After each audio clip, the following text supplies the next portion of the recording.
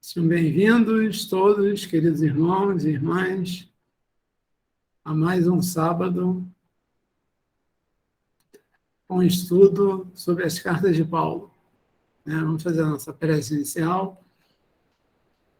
Graças te damos, Pai, amado Mestre Jesus, querido mentor Paulo de Tarso, amigos e guias espirituais. Possamos, nesse instante, estar todos unidos e envolvidos pelas tuas vibrações de paz e de amor. Inspira-nos, querido mentor, a podermos interpretar, a podermos captar o real significado de tudo aquilo que deixaste através das tuas cartas, através das tuas vivências. E assim, certos da proteção dos nossos queridos amigos e guias espirituais, em nome do mentor do nosso grupo, do Mestre Jesus e de Deus acima de tudo, é que pedimos a devida permissão para darmos por iniciada a nossa reunião na tarde de hoje, dando todos juntos graças a Deus.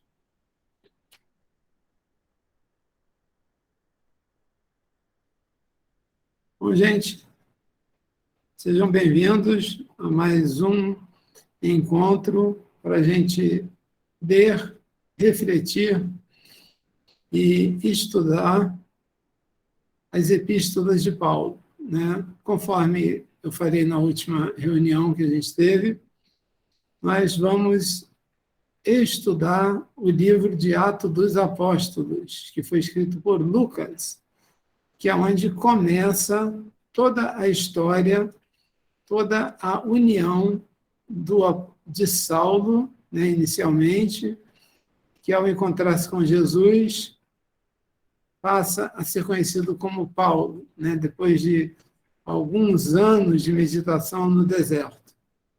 Nós estamos no capítulo número 4, e o título dele é Pedro e João diante do Sinédrio. Só a título de informação, eu sigo o livro Novo Testamento, traduzido pelo Haroldo Dutra. Tá? Mas quem quiser, não tiver, pode usar uma Bíblia PDF de Jerusalém ou qualquer outra que tiver acesso.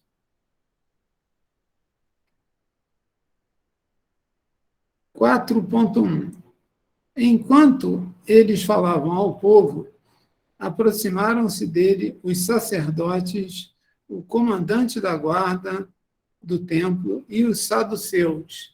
Quem já leu o Evangelho segundo o Espiritismo, tem lá no prefácio o que são os saduceus, o que são os fariseus, o que são os samaritanos. Então, isso aqui a gente passa direto. Exauridos por eles a ensinarem ao povo e anunciarem em Jesus a ressurreição, aqui Haroldo coloca entre aspas, dos mortos. Lançaram as mãos sobre eles e os colocaram em custódia, ou seja, eles foram presos, porque estavam falando sobre Jesus. Porém, muitos dos que ouviram as palavras creram, tornando-se o número de varões, era como chamavam os homens lá em Israel, aproximadamente 5.000. Vem a força das palavras de Jesus que, através dos apóstolos, continuaram a transmiti-las. E aconteceu no dia seguinte de estarem reunidos em Jerusalém as autoridades, os anciãos e os escribas, o sumo sacerdote Anaís, Caifás, João, Alexandre e todos. Todos esses homens juntos compunham o que se chamava de sinédrio.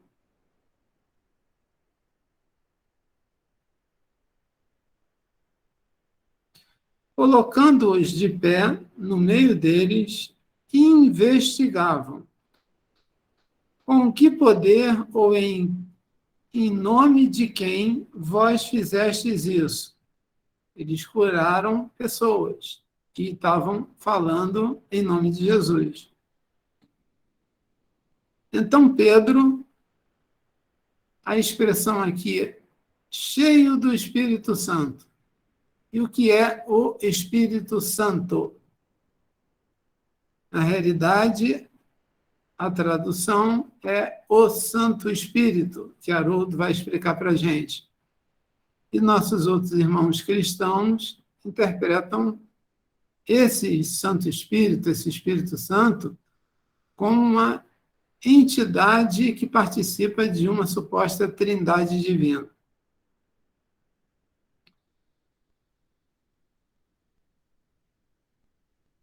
E aí Pedro fala: tomai conhecimento todos vós e todo o povo de Israel. Foi em nome de Jesus Cristo, o Nazareno, a quem vós crucificastes.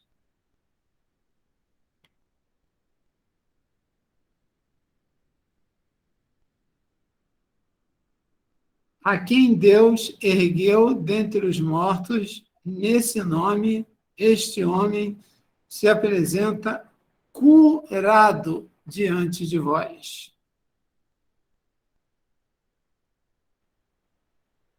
Ele, Jesus, é a pedra desprezada por vós, os edificadores, o que tornou cabeça de ângulo.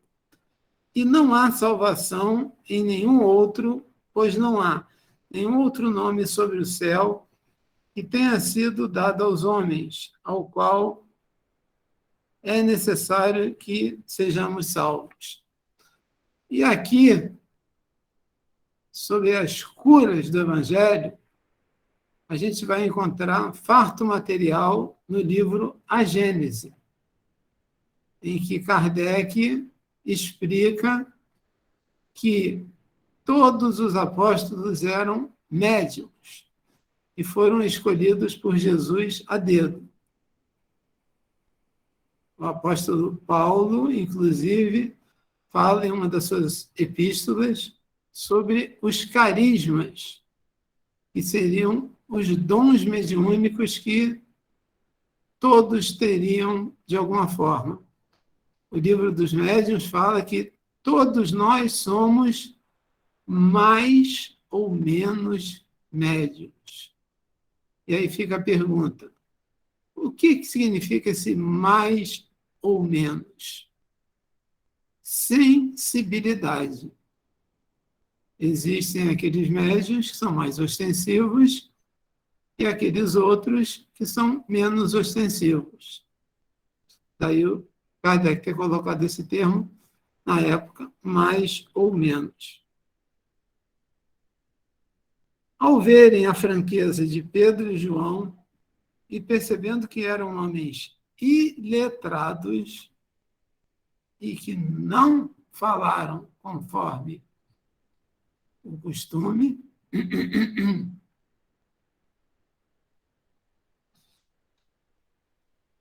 iletrados e sem instrução, maravilharam-se, reconhecendo que eles estiveram com Jesus. Vendo o homem que fora curado de pé, com eles nada tinham a contestar. Depois de ordenar que eles saíssem do sinédrio, deliberaram entre si, dizendo: que faremos a estes homens? Pois, de fato, é visível a todos os habitantes de Jerusalém que foi realizado por eles um sinal notório, e não podemos negar. Mas, para isso, que isso não se espalhe, ainda mais entre o povo, ameacemos a eles para que não falem mais sobre esse nome a nenhum homem. Chamando-os, então, ordenaram terminantemente que não falasse em nome de Jesus. Em resposta, porém, Pedro, né? Pedro foi aquele que nós sabemos que negou a Jesus. Mas aqui sobre a influência, possivelmente, de um guia espiritual que depois de estar carregando o peso da culpa de ter negado a Jesus, Pedro se enche de coragem, se enche de inspiração e enfrenta a tudo e a todos. Em resposta, porém, Pedro e João disseram para eles: julgai se é justo diante de Deus ouvir mais a voz do que a Deus. E ali Pedro questiona a autoridade do Sinédrio de se colocar como representante de Deus. Ali Pedro questiona que existe não mais uma primeira aliança, um primeiro testamento, e que com Jesus, na ceia, né, onde ele fala: tomai e bebei todos vós, esse é o cálice do meu sangue, que será derramado por vós. Este é o cálice da nova aliança. Nova aliança, Novo Testamento. São palavras que no hebraico significam exatamente a mesma coisa. Pois nós não podemos deixar de falar das coisas que vimos e ouvimos. Após eles fazerem mais ameaças,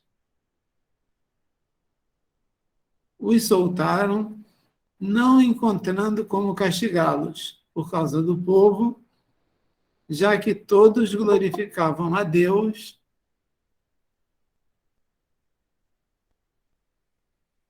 pelo que havia acontecido.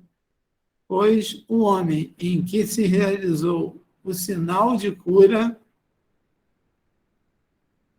tinha 40 anos. E aqui acaba o capítulo 4, em que vemos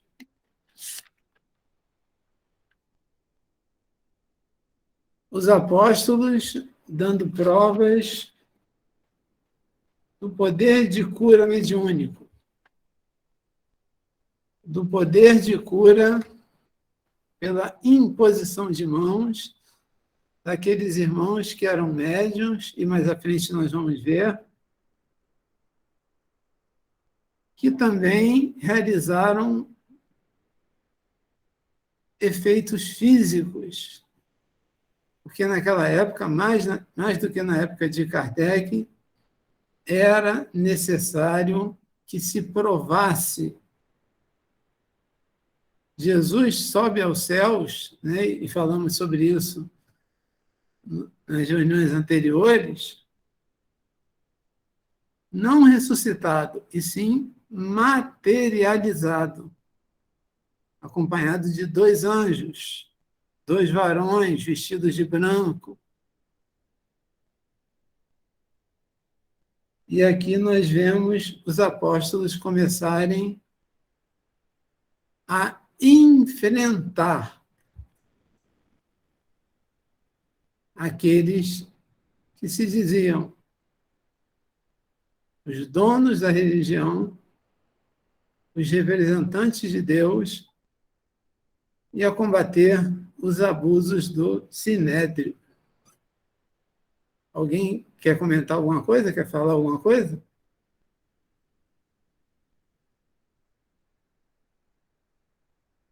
Seu Ribeiro, você estava lá nessa época?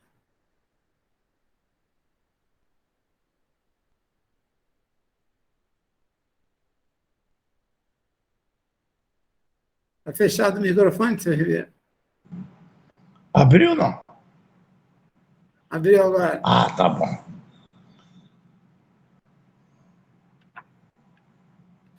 O que Não, você está tudo falou? ótimo. A exposição está ótima. Ana, Continua.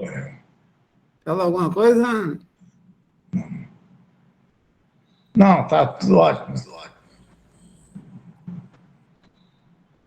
Então, vamos lá. Continuando, oração dos apóstolos após a perseguição. A gente aprende no livro dos Espíritos que a prece pode ser feita em 3 situações. Quais são? Para pedir. Nossa, ninguém ajuda, meu Deus. Para louvar e para agradecer. Parte 3 do Livro dos Espíritos, das leis morais, leis de adoração. Depois de serem soltos, foram para os seus e relataram tudo quanto disseram para eles os sumos sacerdotes e os anciões. Ao ouvirem isso, unânimes, ergueram a voz a Deus e disseram: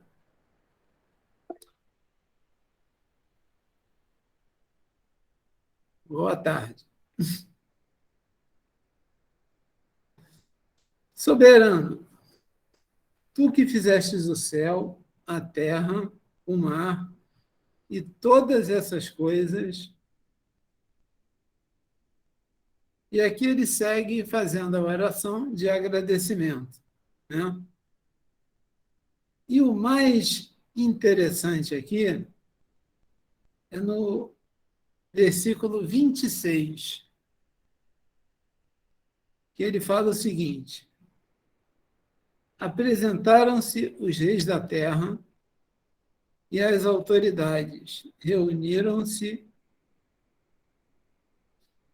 em conselho contra o Senhor e contra o seu Cristo.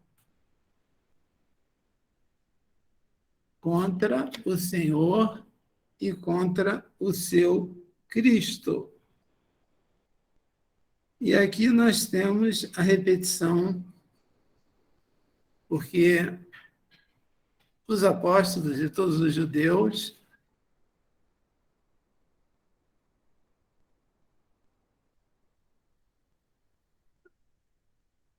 Peraí, deixa eu ver aqui que a Ana Paula fez uma pergunta.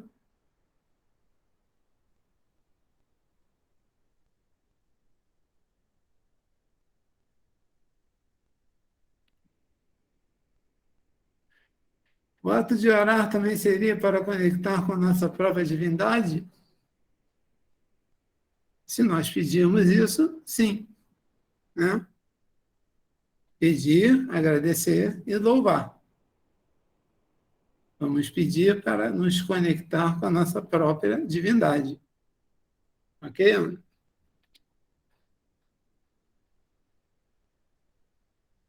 E aí tá no Salmo número 2, versículos 1 e 2, exatamente essa passagem que eles repetem aqui.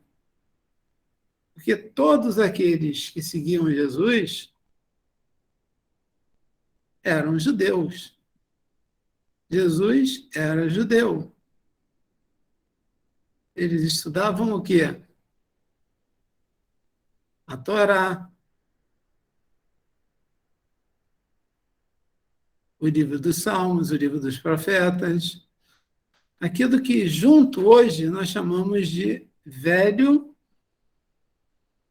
ou mais corretamente seria Primeiro Testamento. Essa era a leitura deles. Isso era o que eles estudavam.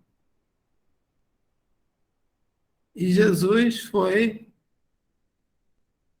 inserindo novos conceitos em algumas partes relativo a alguns fatos.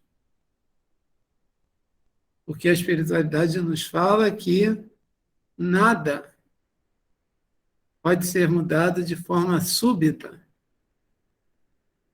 As mudanças acontecem aos poucos. Existe uma pergunta no Livro dos Espíritos, e Kardec pergunta por que toda a verdade não foi posta para o acesso de todos.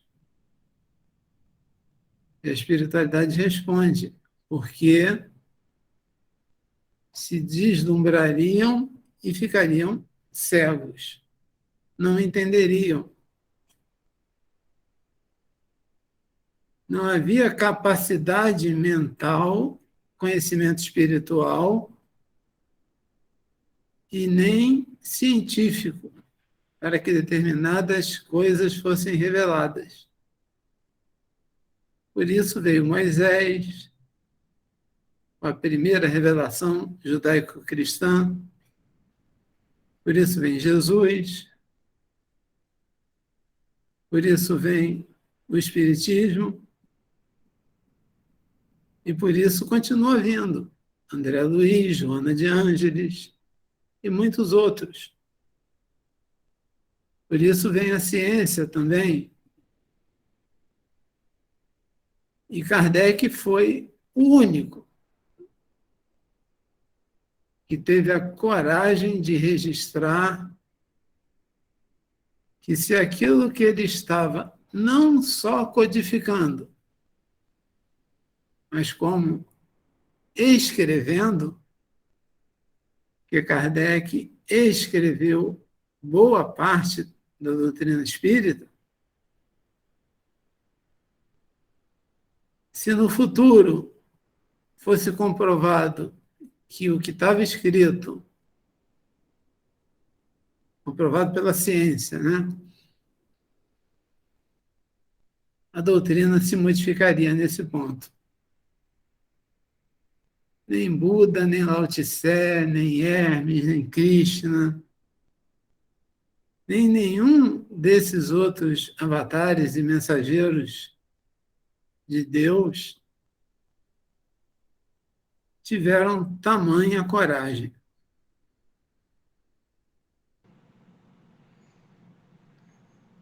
E ele teve, porque sabia que a doutrina era baseada num tripé de ciência, filosofia e religião. Fala, Silveira. Desculpe, meu irmão. É porque ele não puderam dizer naquele tempo, porque a doutrina espírita, a doutrina em si, não o livro dos espíritos, mas a doutrina espírita é feita por revelações. E o cérebro humano, naquele tempo, não estava preparado para receber a revelação. Ou seja, já se passaram 2000 anos de Jesus, e ainda hoje pregam Jesus na cruz aí, dizendo que ele é Deus. Então as revelações vêm. Agora vem a doutrina espírita, é a terceira grande revelação. A revelação, numeraram as revelações, mas a revelação, no meu entender, é permanente, desde o começo da humanidade. Mas eu não posso explicar um computador a Pedro Alves Cabral, porque senão ele não ia entrar no mar. Então, você que entende tanto de computador, entende de química, você pode saber disso, entender? Porque o cérebro já está atualizado. Mas naquele tempo não está, não tem quem tinha ideia disso. Então, o pessoal passado fez revelações extraordinárias. Mas a revelação espírita será a última? Não. Eu acho que não, porque basta ler André Luiz, você vai ver. Se não ler André Luiz, não vai entender bem a doutrina espírita. Vão me chamar de André Luizista, pode chamar o que quiser. Mas a leitura do André Luiz vai nos trazer esclarecimento. E somente no terceiro livro é que ele fala da glândula pineal, a glândula da mediunidade, para poder recebermos informações. Do contrário, não pode. Senão, no mundo maior e nos outros livros, não podia haver os três andares, o passado, o presente e o futuro. Desculpe, meu irmão, tá bom. É só esclarecimento, deixar bem claro isso, porque os outros foram sensacionais. Cada revelação dessas veio compatível com a sua época, com o pessoal que está encarnado naquela época. Nós estamos numa época abençoada de receber todas as informações e ainda ninguém está entendendo. É preciso mais hoje, uns 500 anos, sei lá quantos anos, para entender o fundamento da doutrina espírita. Você que conhece tanto o livro dos Espíritos, vê a profundidade do conhecimento. A gente lê, relê, anda para lá e para cá e não vai entender a mensagem que tem. Vocês não sabem nada, nós vamos revelar leis que vocês não sabem, vocês vão ter uma vivência aqui, vão se comunicar com o mundo que vocês nem sabem que existe, e se prepara porque vem aí as leis morais que vocês têm que aprender e vivê-las. E se vocês não andarem direito com elas, a quarta parte está esperando vocês. O Código Penal da Vida Futura. Esse é o recado que está lá escrito, em tradução com o meu português. Mas é essa a história que está lá. Desculpe, meu irmão, por isso que eu vou desligar. Muito obrigado a você por me ouvir. Eu não sou especialista no livro do Espírito, mas é tão profundo que eu não posso ser especialista. É muito conhecimento. Não é para ser encarnação. Tá bom. Obrigado, senhor Ribeiro. Bom, continuando aqui. A primeira comunidade cristã.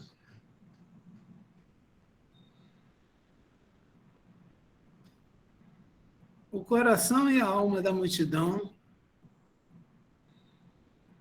dos que creram, eram um só. E aqui, para resumir essa passagem, o mais importante é: os apóstolos davam testemunhos. Quem quer falar? Não? Fala, senhor Ribeiro.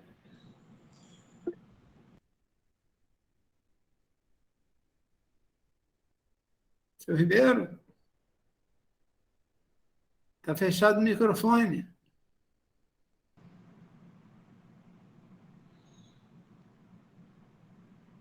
Agora abriu.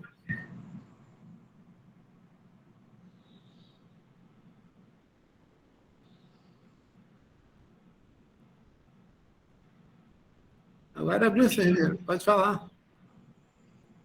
Não. Esbarrou? Os apóstolos davam testemunho com grande poder da ressurreição do Senhor Jesus.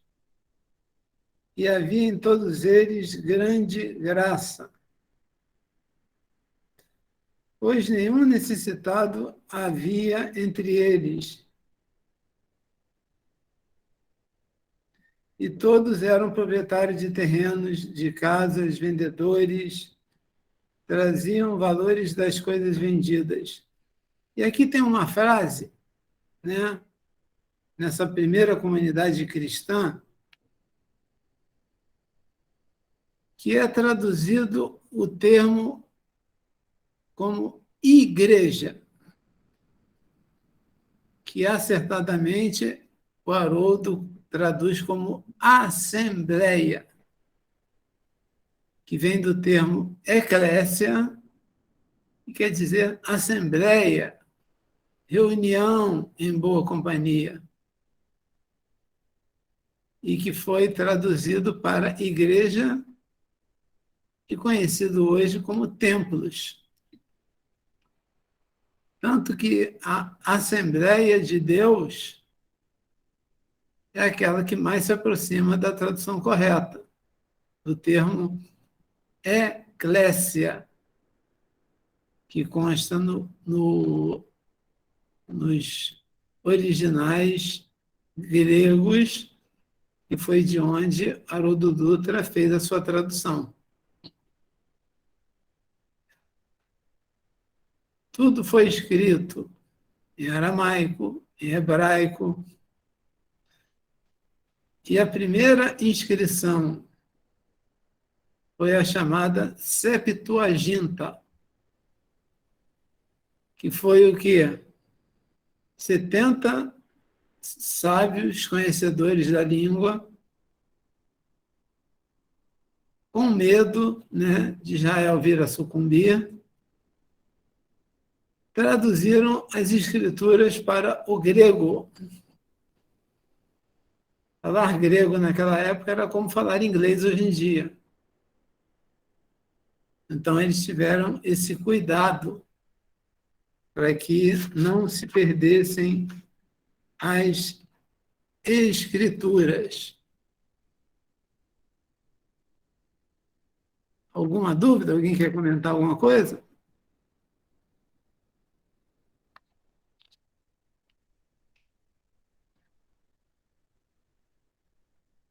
Vamos em frente, então.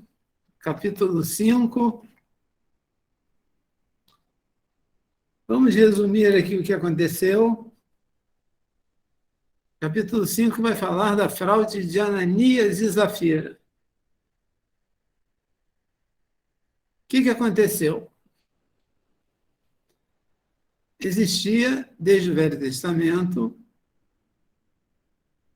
na realidade, não são somente 10 mandamentos, são 613. Mas 10 ficaram mais famosos. E um deles era a obrigação de pagar o dízimo a tudo aquilo que era vendido. E aí, Ananias e Zafira eram um casal. Ananias vendeu um determinado terreno. Vê que a corrupção vem de longe, né? Vamos supor, por um valor aí de R$100, e declarou que custou só 80, que ganhou só 80. E pegou os 20 e foi entregar para os apóstolos, que não aceitaram o dinheiro. E aí tem todo um diálogo aqui entre eles, né? E o que aconteceu? Coincidência ou não, logo depois disso, Ananias cai fulminado no chão. No mínimo, teve um infarte. E aí as pessoas muito crédulas, muito simples, sem muito conhecimento, acreditaram que ele tinha caído ali, né, desencarnado na frente deles, por causa do pecado que eles tinham cometido contra a lei de Deus. E aí tiraram ele, enterraram e foram avisar para a mulher. E era um casal do tipo, quem rouba unido permanece unido. Quando perguntaram para a mulher por quanto o marido tinha vendido terreno, ela falou, vendeu por 100. Mas ele declarou só 80. E 20 eram para vocês. O que aconteceu com a mulher? No texto, caiu morta e fulminada também. Então, às vezes, alguns textos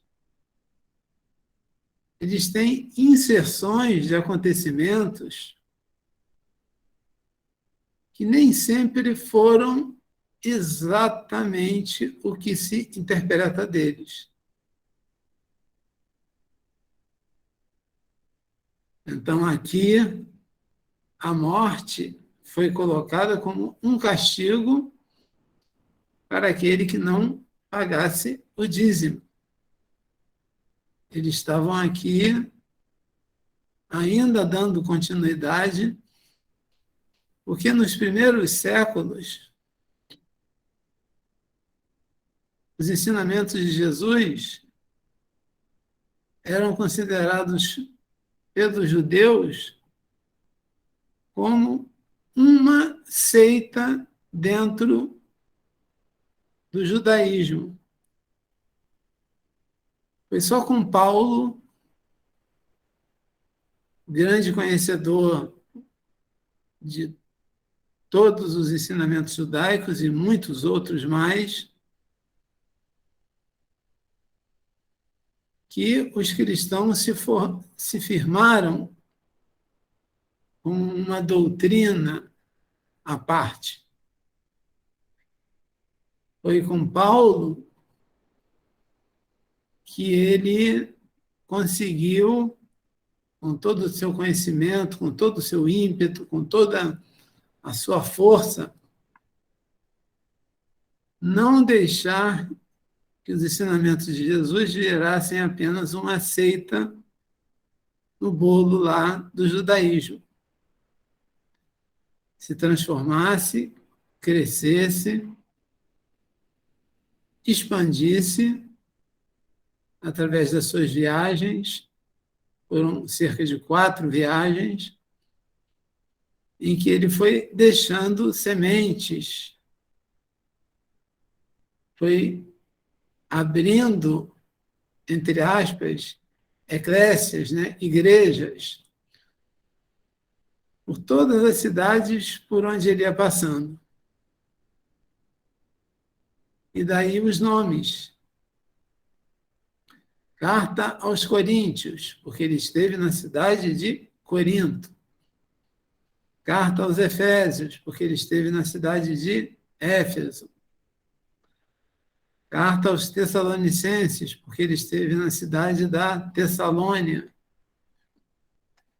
E assim vai. Sem Paulo, o cristianismo também não teria chegado a Roma. A doutrina, o ensinamento de Jesus foi plantado no coração do Império Romano. Até que no século IV, o próprio Império Romano assume e admite os ensinamentos de Jesus e muda seu próprio nome, batizando a sua religião oficial como a religião católica. Por que isso? Porque católica era um termo que vinha do grego que queria dizer universal. Daí que vem o nome Igreja Católica Apostólica Romana. Igreja universal, apostólica, porque veio dos apóstolos,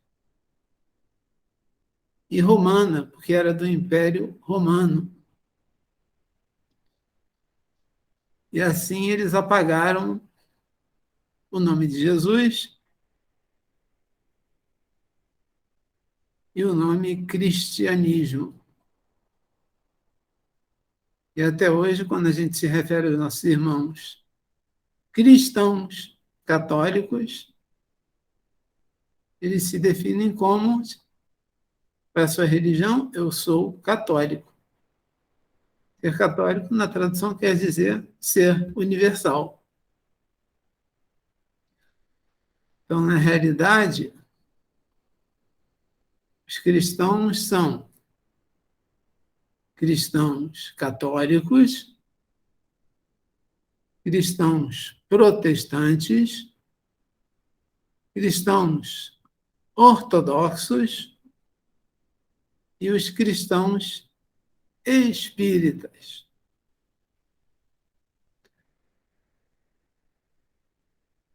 Existem diferenças de rito, existem diferenças principalmente no que diz respeito à crença ou não na reencarnação. Porque aqueles que são espíritas têm como mestre maior não Kardec, e sim Jesus. Kardec foi o seu mensageiro, aquele que codificou, que escreveu, que trouxe o Consolador prometido. Mas a figura maior dentro do Espiritismo é Jesus. E aí nós nos reportamos à questão 625 do Livro dos Espíritos, em que a espiritualidade coloca Jesus como guia e modelo da humanidade. Então, todos nós somos cristãos e somos espíritas. Alguma dúvida? Pergunta?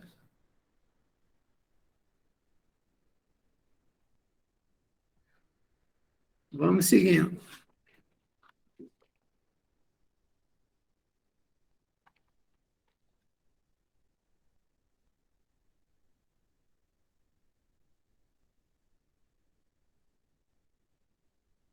Muitos sinais e prodígios eram feitos pelas mãos dos apóstolos, e estavam todos reunidos, unânimes, sob o pórtico de Salomão.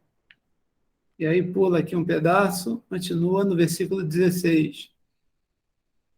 Reuniam-se também as multidões das cidades circunvizinhas de Jerusalém, trazendo enfermos e atormentados.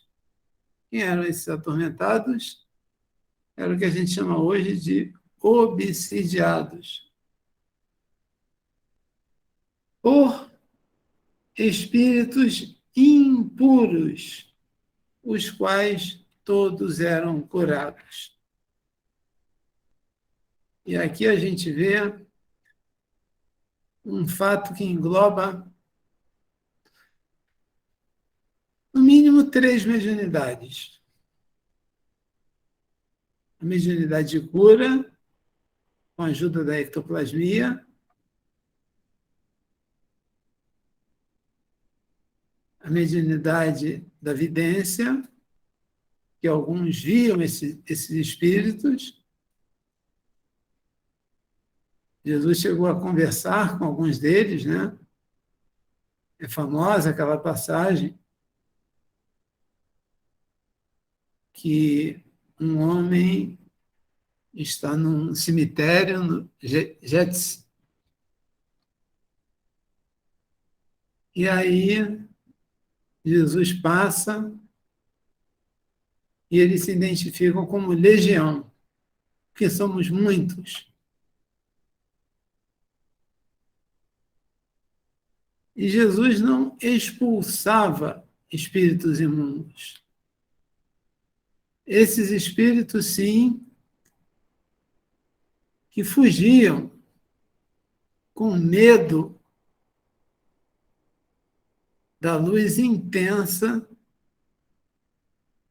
que emana de um espírito de luz. E os apóstolos tinham essa luz. No início titubearam, Pedro tentou andar sobre a água, não conseguiu. Tentou curar, também não conseguiu. Mas depois eles fizeram muitas curas e fizeram com que muitos espíritos se retirassem, porque eles tinham uma energia superior, uma moral superior, e isso é o que conta na espiritualidade. A própria emanação do pensamento deles eram como jatos de energia mental, que esses irmãos sequer viam, e de repente eles estavam acorrentados, estavam presos, eram afastados de determinados lugares. E nossos irmãos que não conhecem essas manipulações energéticas, principalmente nossos irmãos protestantes, falam muito em expulsar demônios. Teve uma historinha engraçada. Eu estava como dialogador, né, trabalhando, e aí chega um espírito que incorpora, né, e eu tentando fazer com que ele conversasse, se abrisse, né, e ele nada. Não quero papo, eu quero ir embora, ninguém quer falar comigo, história essa de falar, de conversar. Aí até que ele virou e falou: você não vai querer falar comigo, você não vai gostar de mim quando eu falar quem eu sou.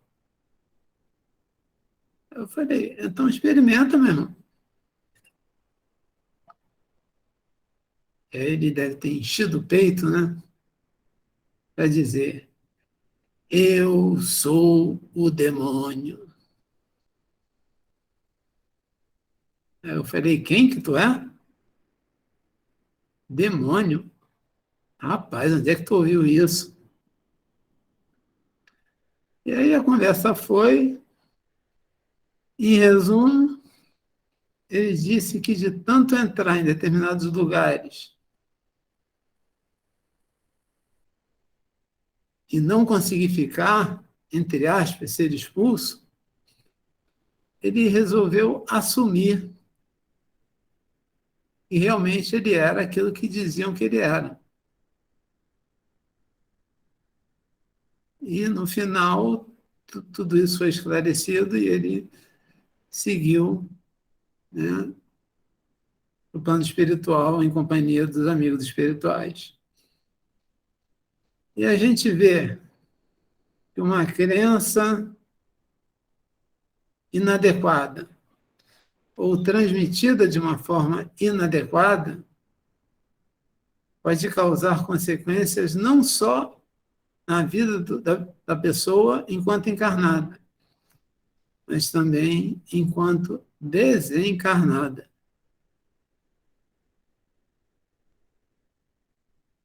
E era isso, gente. Ficamos por aqui.